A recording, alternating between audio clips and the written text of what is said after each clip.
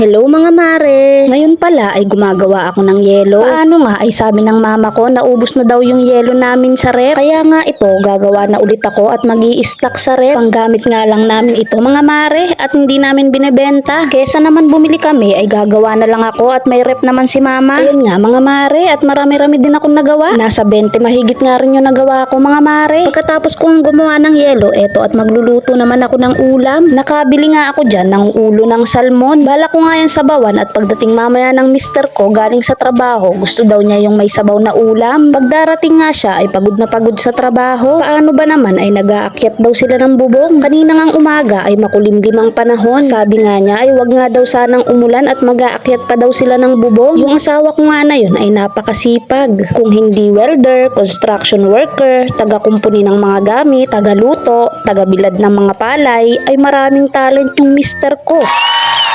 Napakaswerte ko nga sa mister ko. Ewan ko lang kung swerte siya sa akin.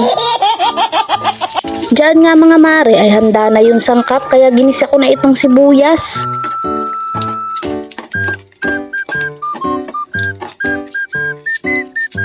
Pagkatapos nga ay nilagay ko na rin itong kamatis.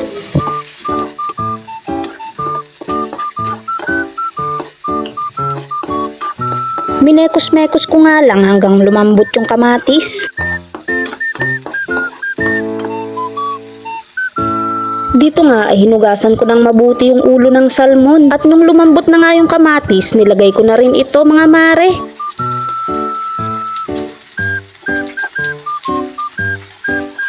Pagkatapos nga ay naglagay na rin ako ng tubig na pang sabaw. Tinansya-tansya ko nga lang kung gaano karami ang gusto kong sabaw mga mare. At nung kumulo na, ito at ilalagay ko na rin yung mga pechay mga mare.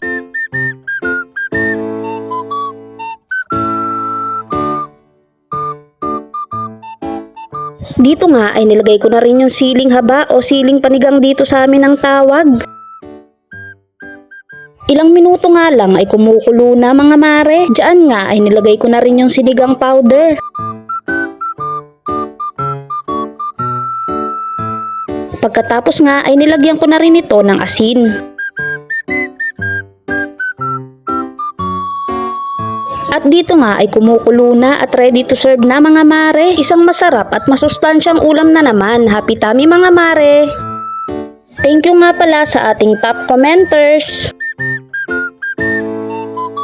At thank you din sa ating star sender. Thank you for watching mga mare at pare.